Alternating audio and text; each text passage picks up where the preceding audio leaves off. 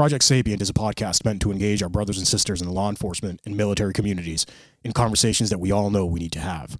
All opinions you'll hear are our own, are protected by our First Amendment of the United States Constitution, and in no way reflect or are meant to reflect the opinion of any specific agency, officer, or service member. Some opinions may be controversial. Listener discretion is advised. Enjoy.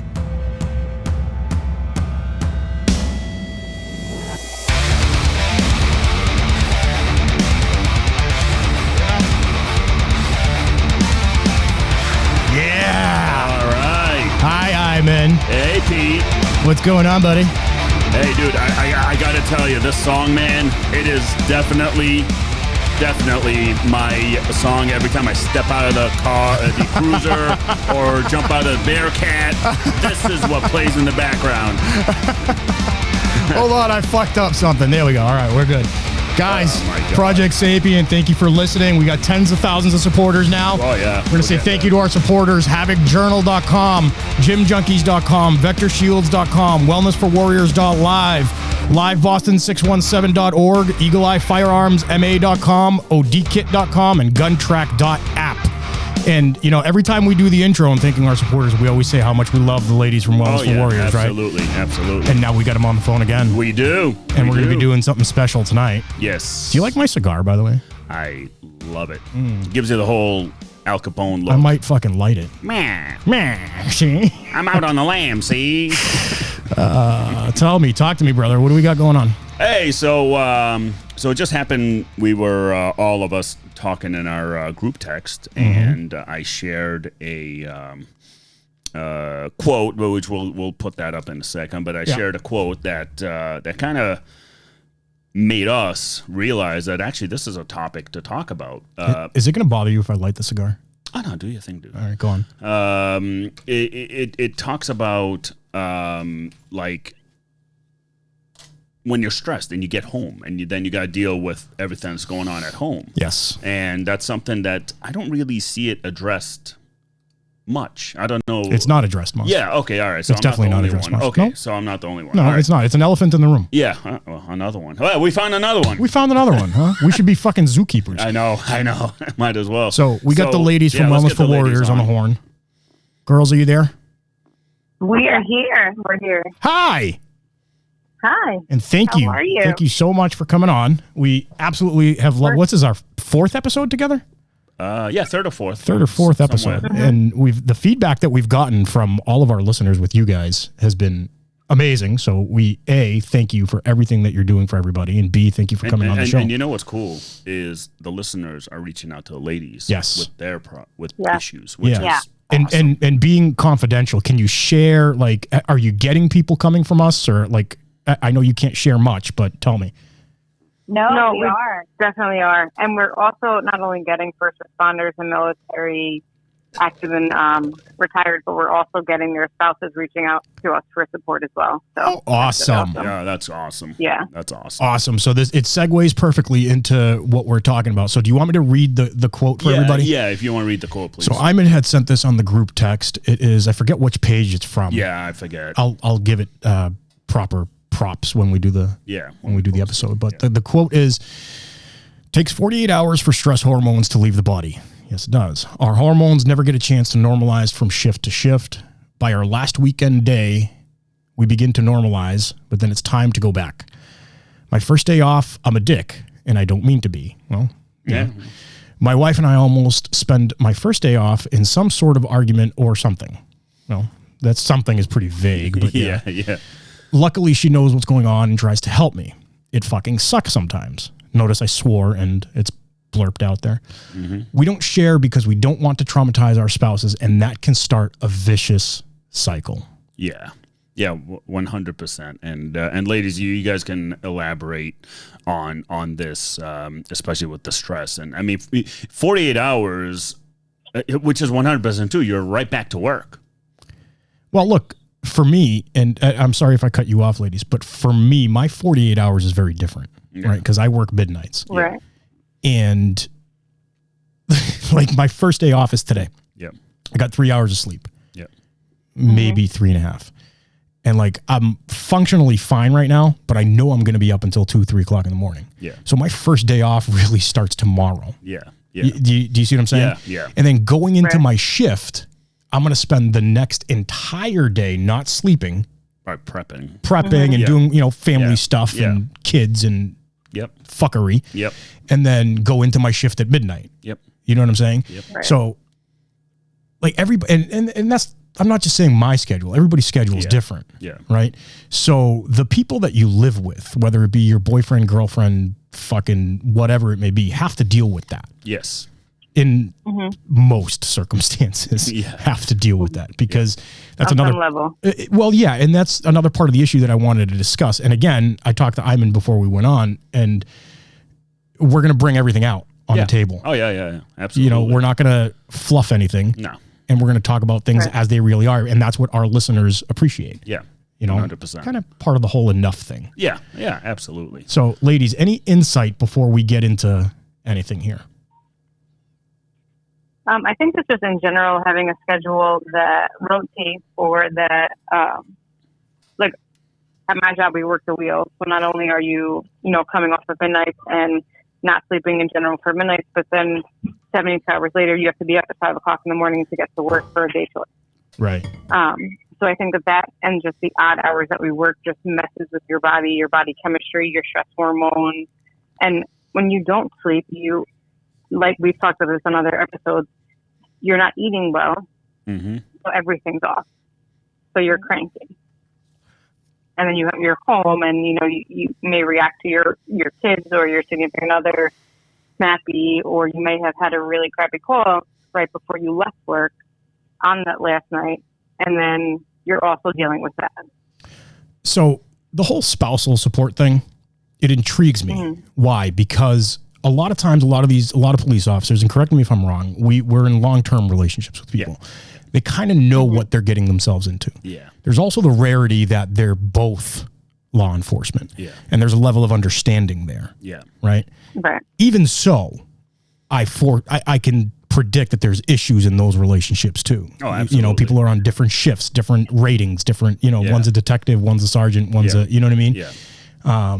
I even have in my district 2 people that are married. One works days and one works first halves. Yeah.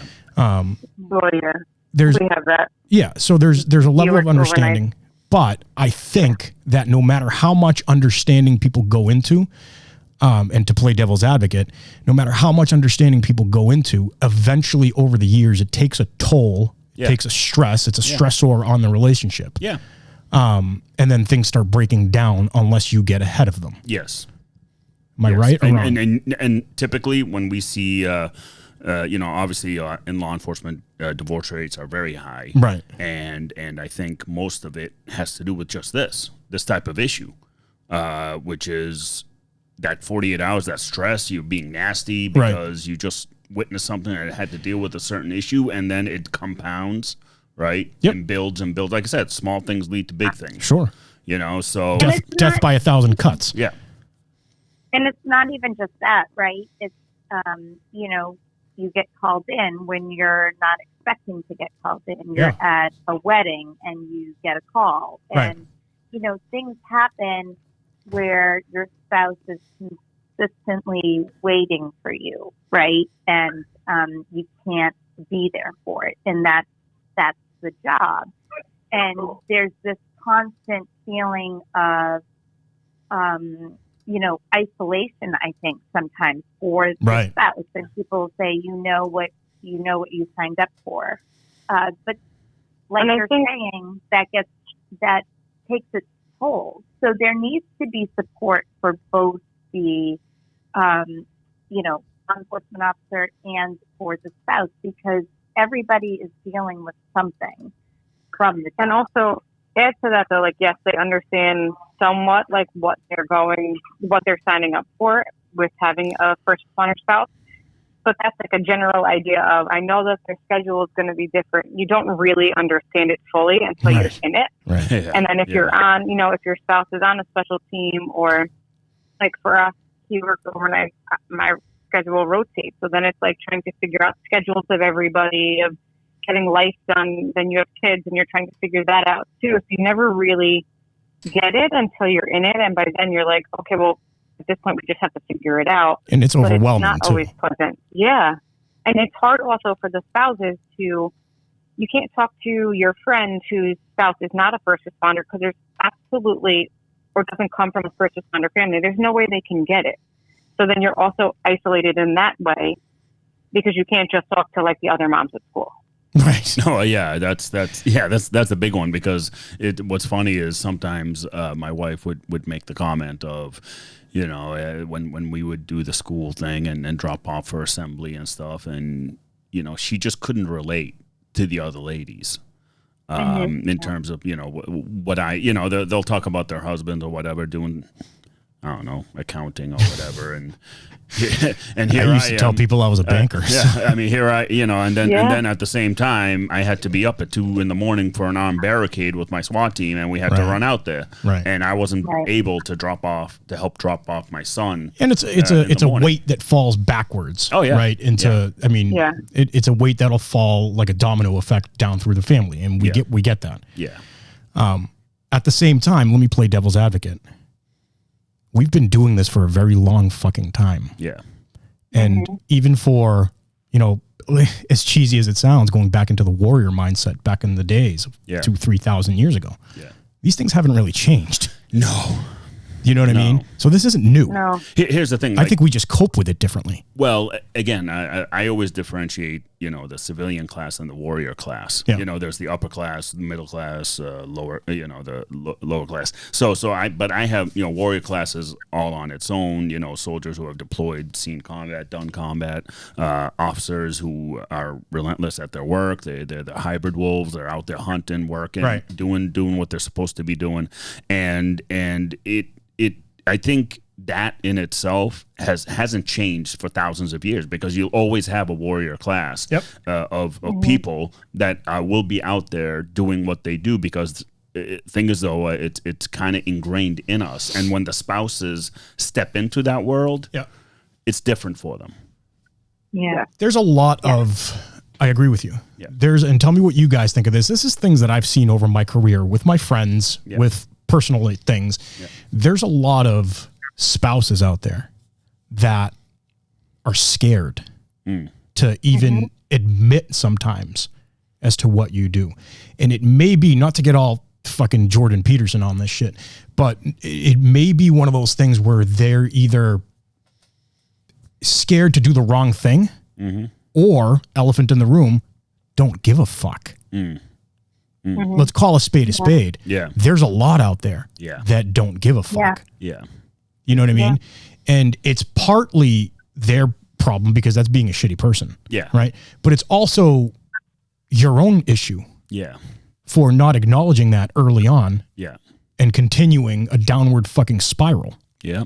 Yeah. Let's call that out. Like guys and girls out there, a lot of these things, I'm not blaming you, but you got to realize you have power. Yeah. You have control and you can get out of these things yourself. Yeah. With help. There's nothing wrong with getting help. Yeah.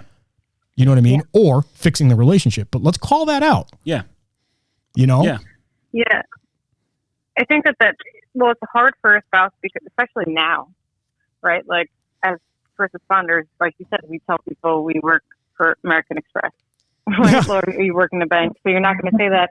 Right. And then for a spouse who doesn't know how they're going to be received in general, because the other, like, let's say a mom, the other moms can't relate to them.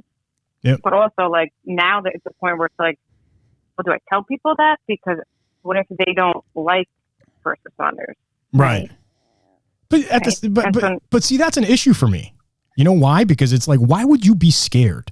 Like, if I'm married to someone and I have their back, I have their back. Yeah. Like, I don't give a shit if you're, I'm not going to say a drug dealer, but I don't give a shit if you're like a trash collector. I have your back. And if you don't like it, fuck yourself. Yeah. Yeah. You know what I mean? Right. Yeah. And that's another thing where even like female cops that I know, that guys are married to them or they're dating them and they have almost a level of inferiority to the female being a police officer. I've heard the females complain about what it's like dating someone outside the right. profession. And it's really tough for them. It is. Yeah. And then that opens up a whole other can of worms. They start dating other cops, and then there's fucking all kinds of issues. but you know what I'm saying? Yeah. No, I got you. And you know, it's funny. So with my wife, you know, being as married as long as we have been, she would call me out at times if I'm home and I'm huffing and puffing and, you know, punching or whatever. Yeah. She'll call me out on it. And she also has a military background. Yeah. Right. She's prior. Okay. She was in the Army. She was in the JAG, so I don't really count that. So she's that's not nice. No. She's gonna whoop your ass, dude. Hey, I say it in front of her anyways, and all right. And what's worse is now she's in the Air Force. So I'm like, oh my God, now you really don't do anything. So no, I said, well, Pete's cigar just went 90 miles an hour. It did fly fucking through the roof. But yeah, no, she has she has that background, especially with the Army, because she's seen you know, the soldiers and all that, and she had to deal. I mean, she's an alpha. She has the alpha brain, anyways, but she also had to deal with other alphas at work, and you know, she can hold her own. So with me, yeah, she can. You know, hold me too, right? She can tell me to stop, when to stop, and I think that balances me out, because I need to know when I'm at that point. Because for me, I work a 5 and 2 schedule, so I'm working 5 days a week. I got 2 days off, so for me, rub it in, asshole. So. Listen, don't hate the player, hate the game, all right? Excuse me, detective. So the 5 and 2 schedule. So you know, I'm out there doing, you know, plain clothes and whatever else I do, and those 2 days off, Saturday, Sunday, there are times I'm just tired. Yeah, I don't want to go anywhere. I don't want to do anything, and you get very disconnected depending on what you see throughout the week and different situations you deal with, and you know, kids getting hurt or what have you. You know, the things that you do at work, and I can tell. Now, you know, with obviously help and learning more about myself, because I used to ignore all that, I can start to tell when I'm starting to go down, right? I can tell. Yeah. Let me make one thing clear. I want to make something clear for a lot of our listeners and everything, right? The reason why we're doing this is we want to make sure that everybody understands that a lot of these things are fucking normal. Oh, yeah. Yeah. Like there's a million of us out there. Yeah. Right. And plus 1.5 million, 2 million military. Yeah.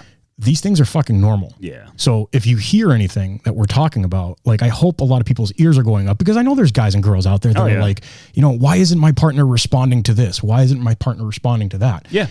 It's when we say normal, I'm not defending the other actions. Yeah. Right. But we're trying to say that these things happen. Oh yeah. Yeah, absolutely. Well, that's exactly it. I'm so glad that you said that, Peter, is that the point of this show, I think what sort of sparked all of our interest was that we wanted people to understand that this is very normal. Yeah.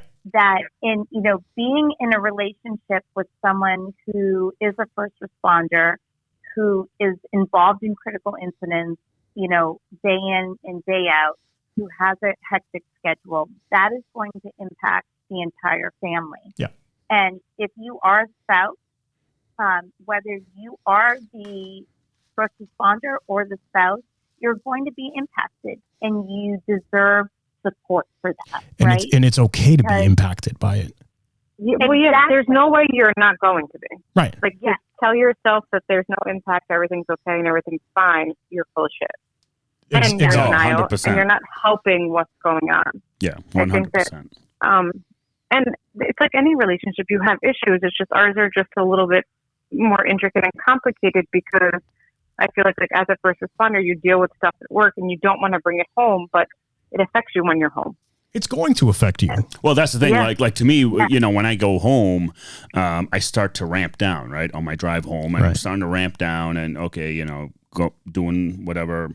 Well, actually, I go to my nothing box when I drive home, so there's nothing going on in my head. But on my way home, I go, meow, yeah, exactly. Yeah. On my way home, by the time I get home, whatever, especially on Friday afternoon, right after 5 days of work, Friday afternoon, I'm kind of like drained. Yeah. Right. I just don't want to do. You want to be numb. Exactly. Yeah. And I walk in the house, and there's been times where my wife comes up to me and starts going into whatever tangent she wants to go to, whether it's militant feminism type stuff or normal conversations. I tell her at times, listen, I let's do a quick timeout. Yeah, I need to get in your corner for a second. Yeah, I need to get my shit together for a second. So and she's good at that. She's kind of learned and seen, like, right. You know, when I say, hey, let's do a timeout real quick, give me a few minutes, and then you know, then we can talk. She does good, but then I also think, how many others do not do that, right? They get home. Well, that's exactly it.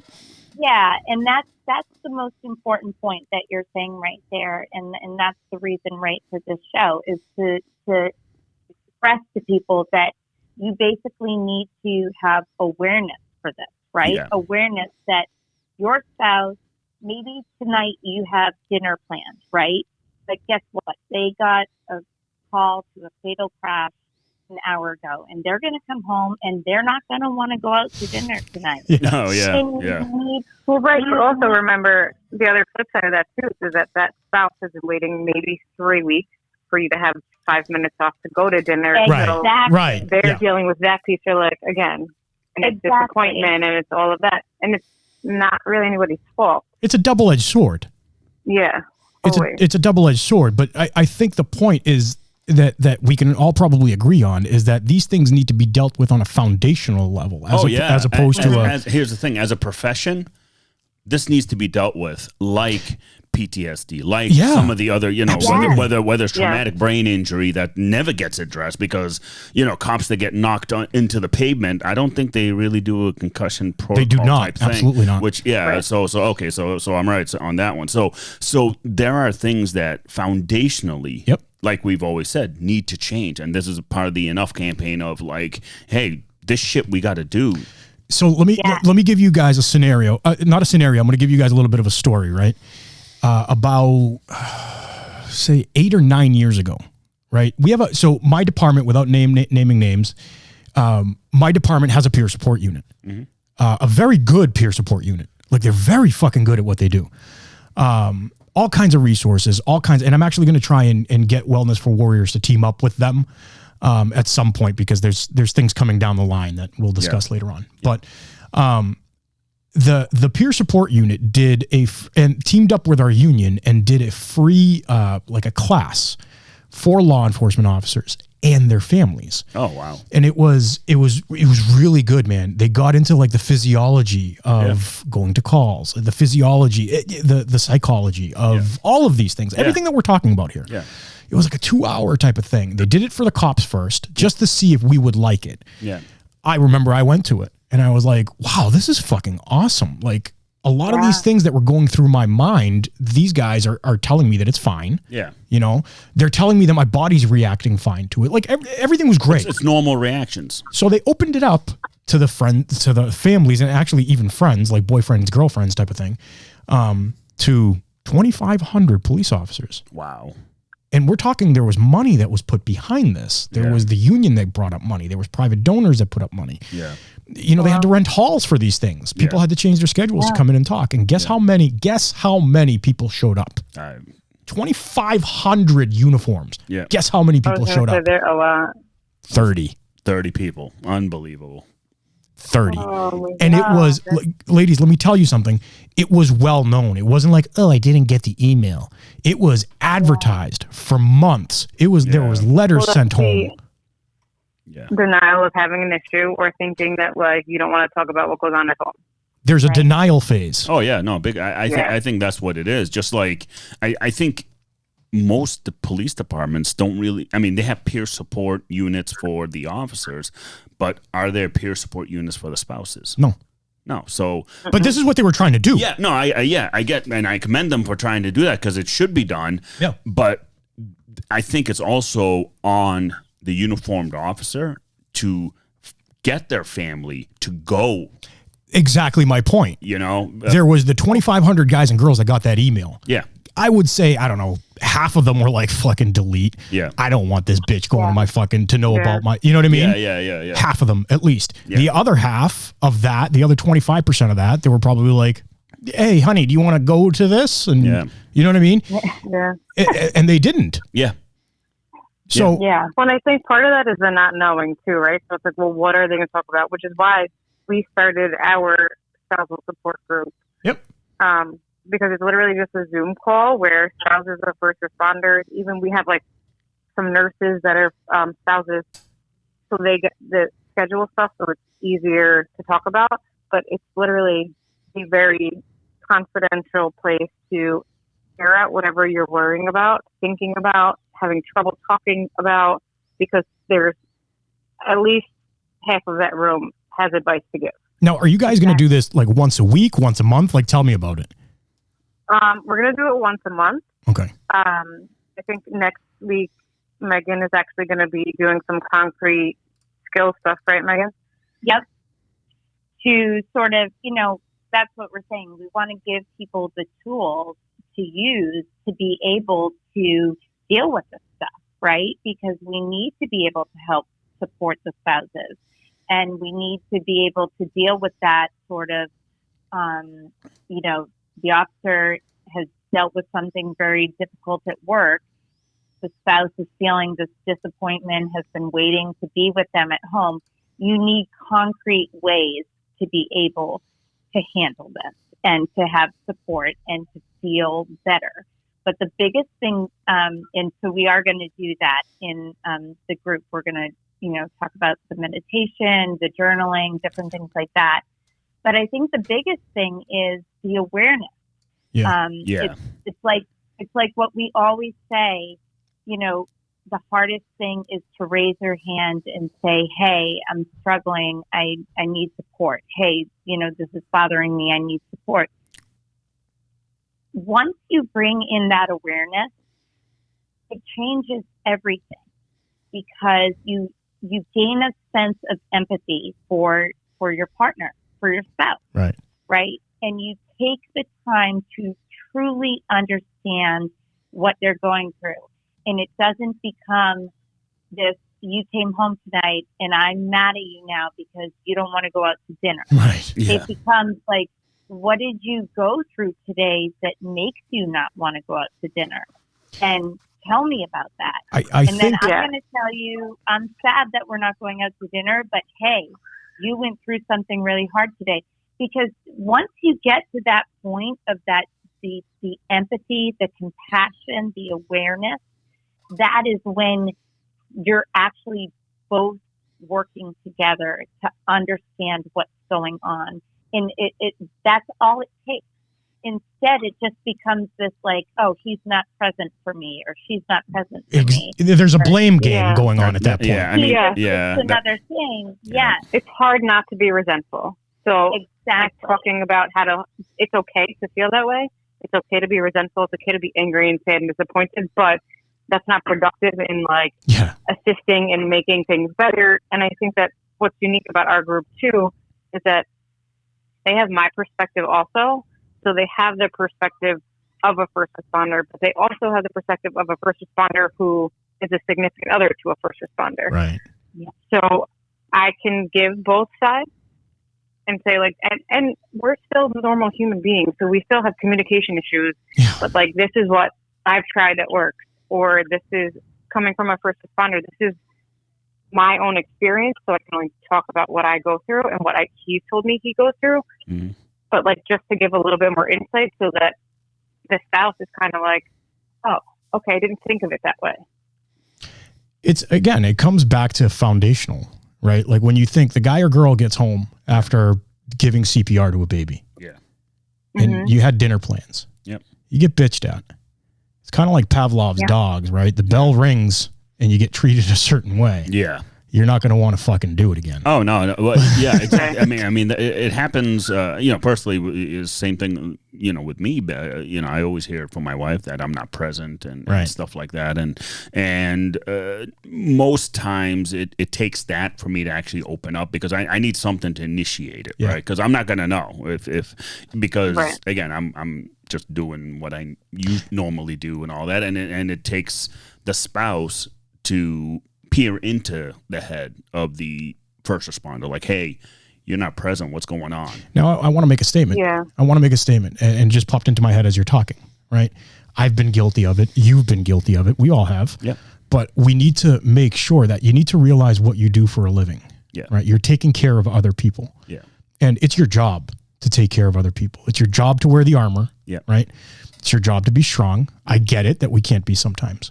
But, very big but, we need to Jesus. Giggity. We need to realize that you do have another a human being living with you. Yeah. And that they do have needs. Yeah. And that sometimes you need to take care of them too. Yeah. I'm not saying to put your issues to the side. I'm not saying that. They can be overwhelming. Oh yeah. They have been overwhelming. Yep. For me, for you, for everybody. Yeah. But at the same time, maybe a little bit of a release is, and you know me, I like taking care of people. Yeah. You know what I mean? Yeah. Maybe a little bit of a release is to making sure that your significant other is good. Oh yeah, no, that's the thing. Like, for example, it was like a couple weekends ago. I was very disconnected over the weekend. Didn't want to do anything, whatever. Yeah. And my wife really wanted to go on a hike with our with our kids and all that, and it was kind of like I was forcing myself. I'm like, okay, let's go, and I knew it would be good for me, which it was great for me because after I got out and hiked the trail and climbed a few tiny hills, you were glad you did it. I was glad I did it, yeah, because it was good for me to get out too. Sure. So there are times where the spouse, initiates, but it's also up to the cop. Well, that's what I'm trying to say. What I mean, yeah, it's up to, like you said, most of it can be solved. Yeah. If you, as the first responder, takes that additional step too. Right. And the other thing I want people to know listening is that, yes, we're being very positive about these things and things can be fixed. Yeah. But sometimes they can't. No, sometimes they can't. And you need to get the fuck out. Yeah. Yeah. You know what I mean? Well, I think, and yeah. Megan, correct me if I'm wrong, but also what we talked about in our group last time was that a lot of the spouses are afraid to initiate that, and are afraid because they don't know what to say, and they know their significant other is worried and stressed, and they can see it, but they don't want to make it work. Exactly. Sometimes there's this fear, I'm going to compound it, right? If I ask him to talk about this, it's going to make him go through it all again. And that's a very understandable, concern, right? I don't want to re-traumatize my spouse by asking him or her to go through what they've gone through. So, and that's part of what we're, out there offering to people is to show them how to approach it, And you just have to do it from a place of, I keep going back to this, but from a place of awareness. Yeah. It's just, you have to be aware of yourself. You need to be aware of what they've gone through. And you can't be afraid, but we understand that people are afraid. And so and I think, go ahead. No, go ahead. I think like what you guys were saying was that if you are aware and you are handling things with kitty gloves because you are trying to make it work and you're trying to get through to that person, and you repeatedly do that, and that person barks at you, and everything else is falling apart despite your efforts, there does come a time though where you have to get out. Yeah, that's almost like that's what I'm trying to say. It becomes toxic. Yeah. Well, just think about it in the domestic violence setting. Yeah. How many times are you looking at a domestic violence victim, guy or girl? You're looking at a domestic violence victim and you're like, dude, you don't see the writing on the fucking wall? And it doesn't even, it's the emotional abuse that but that's what I'm saying. Yeah, no, absolutely. I 100%. The whole power and control wheel. Yeah. Yes. Yeah. Yes. And you're absolutely right about that. That's exactly it. It's, we come from it from all different angles, But there is a point at which where you have to say, well, we go through our campaign, right? Enough. Yeah. Enough. Yeah. Where you can only take so much. Where if you are trying and you are, doing all these different things and you're trying to work through it and it's just not working, then you keep hitting this wall, then enough. And you do have to get out. That's absolutely right. 100%. One of the best things that I was taught in my academy stuck with me from fucking 17 years ago, right? In the psychology of things. Everybody has a breaking point. Yeah. I don't care who you are. Yep. I don't care what you've been through or what you haven't been through. Everybody has a breaking point, right? And as much as people like Wellness for Warriors want to help you fix things with your spouse, because you know what? At the end of the day, fucking unicorns and rainbows are great. Mm-hmm. Like you want peace, you want tranquility, and you want serenity, right? But if you can't, I'm sure you can talk to people like Wellness for Warriors that will help you get through that. Well, that's the thing. You need in this job, whether veteran and first responder, they never teach you what to do after. Right. They teach you what to do. Like, I mean, we get, some, as far as what people may think. I mean, we get some pretty good training in terms of first aid and on all kinds of stuff. And we learn how to deal and we do tactics and all this and all that on all this. But we never get trained on the after effect. Right. Right. Like going, in the military, going to combat. And then I come home and the only thing the VA had to say was, well, if you're having issues, we're going to need to keep you on base. Fuck that. Yeah. And how many guys were like, I'm good. I'm good. Fuck that. I'm not staying on base, So it's like it has to be addressed. Yep. It has to be addressed the right way. It has to be addressed from the top down. It always begins with the bosses. I gotta tell you, with a little OPSEC, but one of the best support units, programs that I've seen is guys that are, how do I word this? Private contractors. Mm-hmm. Private contractors. Mm-hmm. They legit have some of the best fucking support that I have ever seen. Yeah. We're talking, you come off an op, you get fucking massages. Yeah. You get spa treatment. You know what? Yeah. It's almost. Yeah. Almost. Yeah. You get your isolation chambers. You get all kinds of shit. Why isn't that being brought down to our level? Oh, because here's the thing with us, we're the status quo, we're the number. That's all it is. You know what? You're right. Because for the contractors, you're a fucking money-making machine. Exactly. You're a money-making machine. I mean, I saw it. I kind of realized it in the Army afterwards, when I was all said and done. Yeah. And they kind of gave me the medical discharge. Basically, I was like, oh, fuck you then. Yeah. I guess I was just a number to you. You were rubber stamped. Yeah, I was just whatever. But for the private contractor, you're not rubber stamped. No. You're still a profit-making machine. They invest in their guys. Exactly. Why can't cities and towns invest in their guys, their guys' families, the spouses? Because like we've been saying, everybody gets affected. Yeah, well, that's part of what Megan and I have had this conversation. I can't tell you how many times where it's like, you go to the academy and they tell you, this is the shit you're going to see. This is your shit you have to do. But they don't tell you, and this is how you might feel after, and this is what you should do about that. Yeah. It's as if, and then you get out and things happen and you're like, oh, fuck, is this normal? And I'm not going to bring it up because in case it's not normal, I'm not going to talk to my partner about it, because what if there's something wrong with me? That's exactly it. I can't tell you how many times I've had people say to me, we'll have the initial conversation where they tell me, everything that's going on, and they'll say like, man, I wish I had this, 10 years ago. Right. And that's just it. Like when you are in the academy and you're learning everything, you need to be given the tools to deal with the stuff too, and not to check the box. You're going to see something and it's going to be terrible. You need the actual tools to be able, to deal with it. And I think one thing you guys are talking about that's really so important too is when you're talking about, relationships and spouses or girlfriends, boyfriends, whatever it is.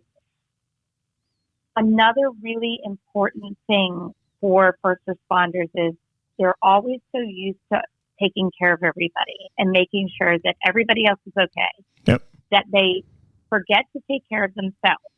Yeah. And one of the most important things I think that I said once, and I remember just sort of seeing this look of relief on people's faces was,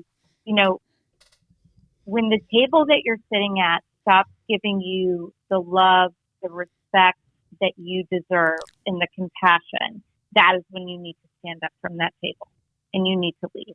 Because, at the end of the day, you're so used to taking care of everybody else that you're making sure everybody's okay.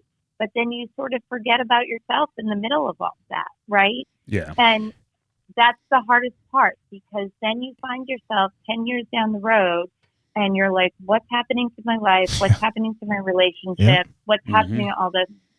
And it's simply because, you haven't had the time. You need to be like every other human being, and to be able to be fruitful in your life, you need to surround yourself with the right type of people, and that's okay. It's okay. And let me just add on to what you're saying, and I want people, guys and girls, to hear this. It's okay to be the protector. That's what you do. It's in your blood. It's okay to take care of people, right? It's in your soul. Yeah. It's not okay to be kicked when you're down. Yeah. Yeah. Yeah. In a nutshell, in everything awesome that Megan just said, in a nutshell, nobody has a right to kick you when you're down. Oh yeah. 100%. You know what I mean? 100%. And you want to get it to early enough at a point where you can stand up when you're down and not have to fuck shit up. Yeah. You know what I'm saying? Oh yeah. Like you need to, because that can happen. This is why guys and girls get into domestics. This is why guys and girls fucking blow their brains out. Yeah. It's true. Yeah. So it's okay to realize that, fuck, you know what? This kind of hurts. Yeah. I can get up without fucking everything up. Yeah. You know what I mean? That's again, with the spousal support, and it's great what you ladies are doing in terms of having the spouses, boyfriend, girlfriends, just to be able to know what to look for, the signs to look for, and help guide the first responder or veteran to whatever and to whatever their needs would be, because like with me, you got the combat vet and first responder combined. So good luck with me. It's compounded. It's compounded. So so it gets very, very hard at times, and it's a lot of work, and that's what people need to realize. It's a lot of work. But guys, let me, and just for people listening again, right? It's not like I'm in because he has combat experience and police experience and this and that. All of these factors play into things. Yeah. Right. I know guys that have been cops for 20 years and have all kinds of monstrous other issues outside of it. Like everything is acceptable in these things. Don't think that your scenario is any different than anybody else's. Yeah. Like you can work through this shit. Oh yeah. Yeah. 100%. And it's a lot, it's a lot to work, and the guidance that that you get from Wellness for Warriors is great, because it's just step by step, different things, and just, okay, this didn't work, let's try this way, let's try that, so everybody's different. So that's why, simple gym talk, right? Well, when people tell me, oh, how do you do this, or should I eat this, should I eat that, I'm like, it's what you want to do. Exactly. It's you got to figure out in your own body what works and what doesn't work. This isn't a finite science, guys. No, it's not. No. It's a science. I'm not. Saying it's a science. Yeah, but it's not finite. Yeah, it's not a law of nature. Like these things change, and they have to be fluid. Yeah, because everybody's different. Yeah, yeah, and again, like I said with the ladies that do the spousal, it's great, because it really maybe I don't know if you ladies could probably speak on it, but did the spouses open their eyes more, kind of like, oh, all right, he or she was doing this when they came home one day. So they did. Yeah. Go ahead, Megan. Oh, no, I was just going to say, I think it was just a very eye-opening, number one, but number two, they felt just less alone, right? Because they recognized that, there are other people dealing with this. And, a lot of spouses also deal with the stress of the children? How's this impacting the kids? Yeah. And, the worry about that. And so when you have other people to talk about this with who are going through it's just a relief almost. It was. That was my sense, was that they just had this sense of like relief, like they had found a place to let it out, where they were understood, and people were like, "Yeah, us too." And actually, speaking on kids, I believe you guys also have like a kids group. We did. Yeah, we did one in I think it was the beginning of or middle of March, which was like the most amazing. Yeah, can you elaborate on that just a little, just so people realize that you guys, I mean, it's awesome what you guys are doing. So with the kids part, can you elaborate kind of how you got to start and how it was? So, just like my background before becoming a police officer, I still am a clinical social worker, and I worked with traumatized kids and families. So Megan and I were talking. We said, the families must be affected. And then I just got to thinking the impact that it has on our kids is so different than it has on us, especially with the way that the world is now. So they hear things on the news, they hear things from their friends at school. Yep. They might overhear our conversations at home, and they are afraid to ask the questions, and they're left to their little brains with the magical thinking and try to figure it out on their own.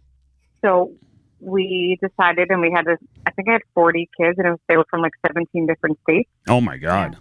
Well, we had made it 4 different Zoom calls, so they were all age appropriate. So I broke them up based on like developmental age, so that the activities that I picked matched like what they were capable of doing. Yeah. But I had kids as young as 6 to 17. Wow. And we had different activities, and some of the activities helped the kids think about things. And like the oldest kids group was, I think they were 12 to 17. I asked them to pick a quote that they felt represented themselves, like a song lyric or quote. And every single one was about resilience, being the light. Really? No kidding. People. I kid you not. Wow. Do you know how amazing that is? Yeah. Wow. It was like, honestly, I was floored. You want to talk about foundational help? Yeah. Wow. I mean, you start that young, and as the child grows and remembers what is talked about on Wellness for Warriors and all that, and they start to notice their parents. But think about what that's doing for the officer. Oh, yeah. Knowing that your child isn't being left in the dark. Yeah. That your child is understanding these things. Dude, for me, that would be a huge burden off my shoulders. Oh, yeah. Oh, yeah. I mean, there are times, there are times we get home and we, my kid being the savage. Why are you tired? Yeah, the savage that he is wants to wrestle and all that. And I'm just like, dude, not today. Yeah. And he doesn't understand what's going on. Right. No. Yeah. And they did, like the teenagers group actually did ask me questions about like a few of their parents were responding to riots. And they didn't want to ask their parents stuff. So they said like, did you ever get hurt at work? What happens if you get hurt at work? And so it was nice to be, and the parents were in the background, so the parents could hear the responses and the questions the kids were asking. Yeah. But it was nice to give them a little bit of hope and support and tell them about how important it is that we come home to them every night. Like that's our objective. And if you get hurt at work, we have partners and other responders that make sure we get to the hospital or whatever we need. And they were really, one kid was like, and I said, do you tell your parents about this or ask, your mom? And one kid goes, I don't tell her, but she knows every time. I swear she has magical powers. I was like, absolutely. She knows every single thing you do. Yeah, no, that's, that is awesome. I mean, between spousal kid support group, are you guys doing another kid support at all, or where do you, I think we're going to probably just wait till the end of the summer because with everyone's like vacation schedule, sports and all that stuff, I figured the end of the summer might be good. Yeah. But we definitely are going to do it again. Going back into school and those stressors coming back, like I like that. I really, really like that. I hate back to school shit. I'm numb to it all, dude. I don't give a shit. I'm like, I hate humans even more when it comes to back to school crap. What do you mean notebooks? Yeah, exactly. To give me a list 2 miles long. I got to get all this shit. I got to tell you, dude, we had a speaking of school and shit and getting shit, we had the teacher appreciation stuff. Yeah. And I opened up the email and fucking like there was like 30 teachers in the whole school. Yeah. And 20 of them asked for booze. Wow. And I'm like, I put my 7-year-old on the bus with a bottle of fucking Jack. Like, what the fuck? Apparently they've had enough too. Oh, wow. That is awesome. That is awesome. But wheels on the bus go round. Yeah, exactly. But ladies, again, we can't say it enough. The amazing stuff you guys do is unreal. It's I mean, I haven't really seen in the law enforcement community a support group like you guys have. You've seen. No, let me be honest. You've seen a lot of the grandstanding. Yeah. You've seen a lot of the we support you. Here, buy our T-shirt. Yeah. You know what I mean? Yeah. A lot of the hey, I want to wear the T-shirt. I want to make myself feel better about myself, showing that I support law enforcement. But they don't do it. No, they don't do it like they do. Yeah, like these girls do. They don't do it. And you guys are so kind. But well, it's true. The truth is, we love doing it, and we just recognize the need for it, and we're so grateful for your partnership with us because it's just really it's needed right now, and we just want to be out there. So we are planning. We'll do more, children's groups. We'll do more spousal groups. Whatever is needed is what we're basically going to do because we're doing it because we love it. Yeah. And we just know it's needed. And everything. If anyone has suggestions, like totally, we are open to everything and anything. So if someone thinks something's needed or that we could provide a different service, like let us know. We are about it. I like, I have on the screen right now, you guys obviously don't see it, but I have the free posters that you have up on, like, it's a downloadable poster. We are your refuge. I like that a lot. I'm going to be posting, we should be posting this on IG. I know you do all the IG shit. Yeah, absolutely. But I'll be posting the shit out of it through my other companies too. Like I never realized I'm going to post a lot of this. Yeah. Have you been having people download these? Yes. Nicole and our team made those, and they're so amazing. And Gina Marie came up with that great idea to have that little Q at the bottom of it. The QR code. Go on there and pull up our website. And we were so excited. There was like a coffee company out in Texas, Boom City, that put our posters up in their place and sent us the pictures. It was awesome. Oh, that's so cool. Yeah. Well, just think about that. Like you're reaching people. You're actually reaching people with this shit. And I mean, it's awesome. We 100% support it. I mean, anything else that you ladies, I know we touched on a lot and we went in all kinds of circles and fucking tangents and all that stuff. My hatred for back to school. Yeah. And I've had a cigar in my mouth the whole time that I didn't light. Anything that you guys, I mean, we have an outlet with these things. A lot of people listen to the show. Anything that you want to tell people? Just a reminder that we're here. We are free. We are confidential. We're not associated with any department. We're just here to support our first responders. And if you need help, nothing is too small. No. We want to help you right from the beginning. Yeah. We're not, we don't want you to get to a place where we're here if you are in crisis, but we nothing is too small. I think sometimes people feel like, well, this is bothering me, but it's not that bad. It's menial. Nothing is too small, and we're here holistically. We know that nutritionally, Jean Marie's amazing with that. Talking about what's going on, sleeping, all of that. We're here to just help support you in whatever you need. I can attest to it. Yeah, I can attest to it. These ladies are absolutely genuine in what they're doing, absolutely. And I can tell you 100% that they have saved lives. Oh yeah, I agree.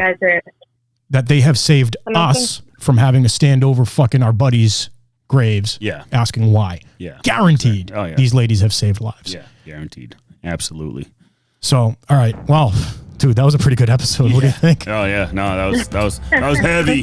Heavy, but you know what? It's necessary. Yeah, it is. It is. And we're gonna get it out. We're always gonna get it out. Yeah, right. Absolutely. So, guys, we want to thank the ladies from Wellness for Warriors. Again, everything is free. Everything is confidential. Wellnessforwarriors.live. We also want to thank our supporters, our other supporters: HavocJournal.com, GymJunkies.com, VectorShields.com.